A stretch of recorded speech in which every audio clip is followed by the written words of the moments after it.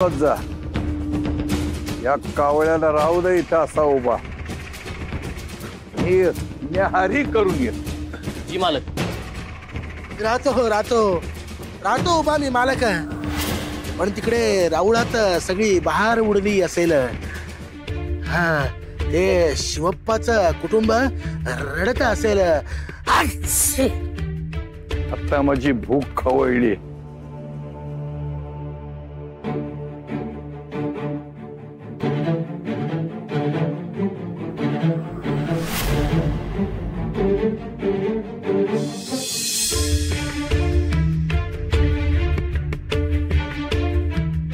ए उमा इकडे बघ।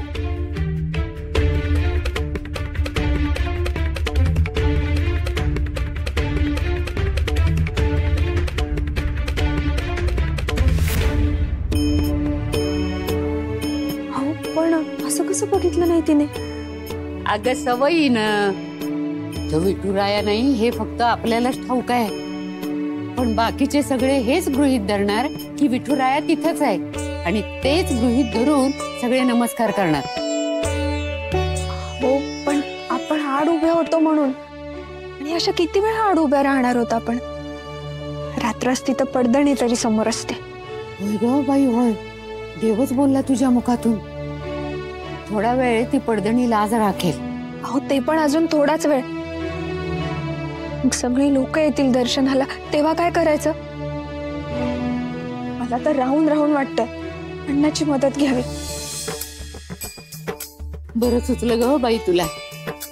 तुझा थोरला भाऊ या सर्वातून बरोबर मार्ग दाखवेल। अगं 12 गाव फिरलेला आहे, त्यात महाजन आहे, निघ लगेच आणि पोच त्याच्या घरी। अगं काही लांब नाही आहे त्याचं घर, तू जा त्याच्या घरी आणि सांग सारं त्याला।